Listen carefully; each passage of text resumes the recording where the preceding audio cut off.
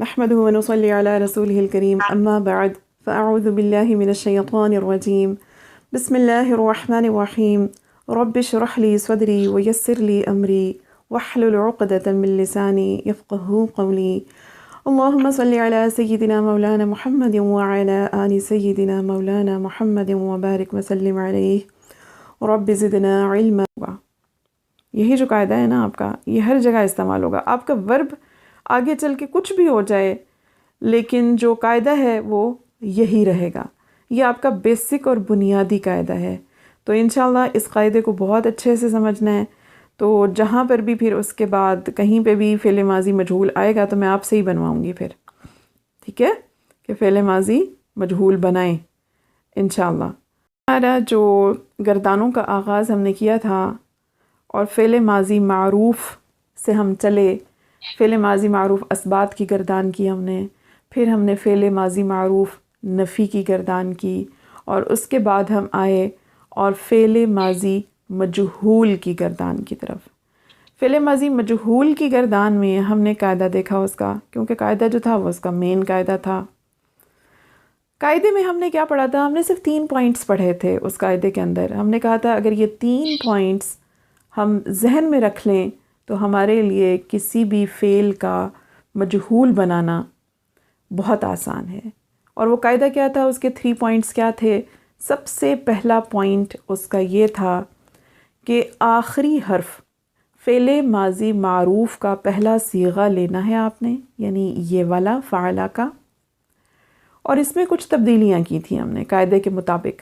تبدیلی کیا کی تھی؟ ہم نے کہا تھا جو آخری حرف ہے لام، اس کو ہم ویسے ہی رہنے دیں گے، اس میں کوئی چینج نہیں آئے گا.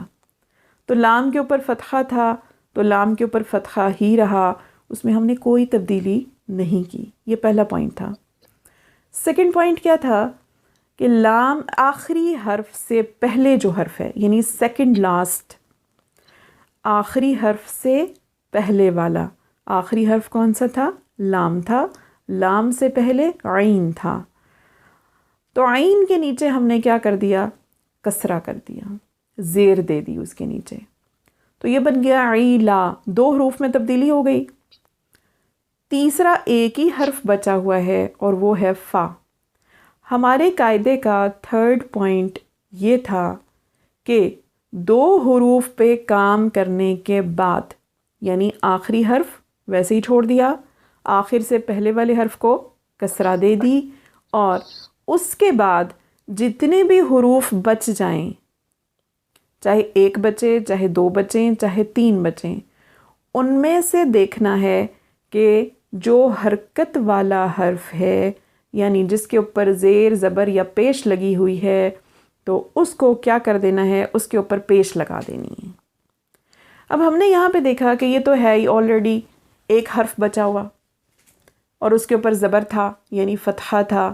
تو ہم نے اس کو کیا کر دیا؟ ہم نے اس کے اوپر فتحہ کو ہٹایا اور ضمہ لگا دیا، یعنی پیش لگا دی. تو یہ ہمارے پاس بن گیا فعیلا.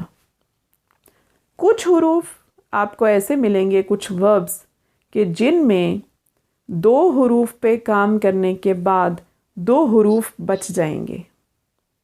جب 2 حروف بچ جائیں گے تو آپ نے دیکھنا ہے کہ ان دونوں کے اوپر کیا کوئی حرکت لگی ہوئی ہے، کیا اس کے اوپر زیر زبر یا پیش ہے یا نہیں ہے. اگر ہے تو پھر اس حرکت والے حرف کو آپ نے پیش لگا دینا ہے، ضمہ لگا دینا ہے. اگر ان میں سے کوئی حرف ساکن ہے تو ساکن کو چھوڑ دینا ہے، ساکن پہ کوئی پیش نہیں لگانا، ٹھیک ہے. ساکن کو ہم نے ساکن ہی رہنے دینا ہے. اب یہ کس طرح ہوگا یا اس کی ایگزامپلس کیا ہوں گی وہ انشاءاللہ ہم آگے چل کے دیکھیں گے. ابھی میں آپ کو نہیں دیتی تاکہ آپ لوگ کنفیوز نہ ہو جائیں. ابھی ہم صرف اپنا تعلق رکھتے ہیں اس ورب کی طرف، اس فعل کی طرف کہ جس میں صرف 3 حروف ہیں، 3 لیٹرز ہیں جس میں. فا عین لام.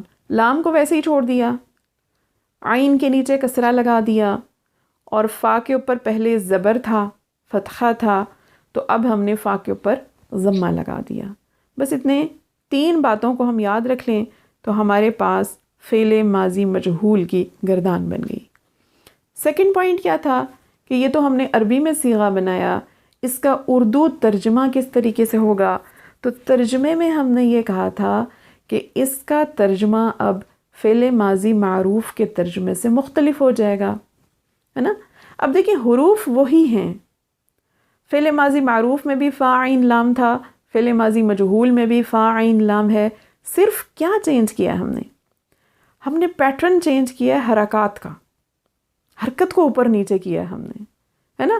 وہ بھی 2 حروف کی حرکت کو، لام کو تو چینج ہی نہیں کیا، عین کے اوپر زبر تھا تو اس کے نیچے زیر لگا دی، فا کے اوپر زبر تھا تو اس کے اوپر پیش لگا دی، اور پورا ترجمہ تبدیل ہو گیا۔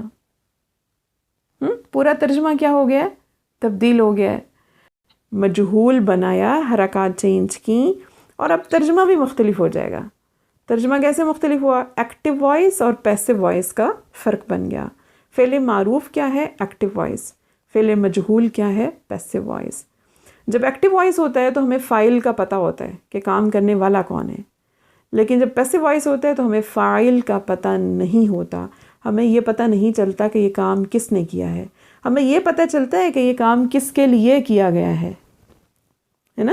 ایک مرد کے لیے کیا گیا، ایک مرد پہ کیا گیا، ایک عورت پہ کیا گیا، 2 مردوں پہ کیا گیا، 2 عورتوں پہ کیا گیا، لیکن یہ پتہ نہیں چلتا کہ کرنے والا کون ہے، فاعل کون ہے۔ بس یہی فرق ہے فعل معروف میں اور فعل مجہول میں۔ فعل معروف میں فاعل پتہ ہے، فعل مجہول میں فاعل نہیں پتہ ہے۔ تو ہم نے فعیلہ کا ترجمہ اب کیا کیا؟ فعیلہ کا تو تھا کہ کام کیا اس ایک مرد نے، تو فاعل کا پتہ چل رہا تھا کہ فاعل جو ہے وہ ایبسنٹ ہے، غائب ہے، وہاں سے وہ ایک ہے اور وہ مذکر ہے۔ اب فعیلہ کا ترجمہ کیا بنا؟ کام کیا گیا اس ایک مرد پر۔ اب کام کیا گیا اس کس پہ کام کیا گیا؟ آبجیکٹ کون ہے؟ مفعول کون ہے؟ وہ ایک مرد، یعنی کہ وہ ایبسنٹ ہے، غائب ہے وہاں سے، اور واحد ہے اور مذکر ہے، لیکن کرنے والا کون ہے یہ نہیں پتہ چل رہا۔ ٹھیک ہے، اب یہی جو ہم نے رول بنایا ہے فعل ماضی مجہول بنانے کا، اب یہاں پہ جسٹ ٹو ایکسپلین کہ فعل ماضی مجہول تو ویسے ہم بہت مرتبہ ایکسپلین کر چکے ہیں، لیکن تھوڑی سی ایگزامپلز یہاں پہ دوبارہ دیکھ لیتے ہیں تاکہ اگر کسی کو بھول بھی گیا ہے یا کسی کا سیکوینس نہیں بن رہا مائنڈ میں تو ان کو بھی کلیئر ہو جائے۔ تو فعیلہ یہ جو ہم کہہ رہے ہیں کہ کام کیا گیا وہ ایک مرد، اب کام کیا گیا کون سا کام ہو سکتا ہے؟ کام یہ ہو سکتا ہے کہ کسی کی مدد ہو سکتی ہے نا؟ مدد کیا گیا وہ ایک مرد، کھانا کھلایا گیا اس ایک مرد کو، بات سنی گئی اس ایک مرد کی۔ اب بات سنی گئی اس ایک مرد کی، لیکن سننے والا کون ہے یہ نہیں پتہ۔ کھانا کھلایا گیا اس ایک مرد کو، لیکن کھلانے والا کون ہے یہ نہیں پتہ۔ مدد کی گئی اس ایک مرد کی، لیکن مدد کرنے والا کون ہے نہیں پتہ۔ ٹھیک ہے، اسی طرح منتقل کیا گیا وہ ایک مرد، کسی ایک جگہ سے دوسری جگہ اس کو منتقل کیا گیا، لیکن منتقل کرنے والا کون ہے نہیں پتہ۔ علاج کیا گیا اس ایک مرد کا، لیکن اس کا ٹریٹمنٹ کرنے والا، اس کا علاج کرنے والا کون ہے نہیں پتہ۔ ٹھیک، رزق دیا گیا، راشن دیا گیا وہ ایک مرد، لیکن دینے والا کون ہے نہیں پتہ۔ ٹھیک ہے، تو یہ اگزامپلز ہیں کہ جس سے ہمیں یہ پتہ چل رہا ہے کہ کام کیا گیا کسی ایک مرد پہ، لیکن یہ نہیں پتہ چل رہا کہ کام کرنے والا فاعل جو ہے وہ مسنگ ہے، وہ کون ہے یہ نہیں پتہ چل رہا۔ وہ ایک مذکر ہے، وہ ایک مؤنث ہے، وہ 2 مذکر ہیں یا وہ 2 مؤنث ہیں، وہ بہت سارے مذکر ہیں یا بہت سارے مؤنث ہیں، کوئی پتہ نہیں چل رہا کہ اس کی مدد کس نے کی ہے، بس اتنا پتہ چل رہا ہے کہ اس کی مدد کی گئی ہے۔ ٹھیک، اب یہاں پہ اب تھوڑا سا آپ کو سیکوینس بنا ہے اس کا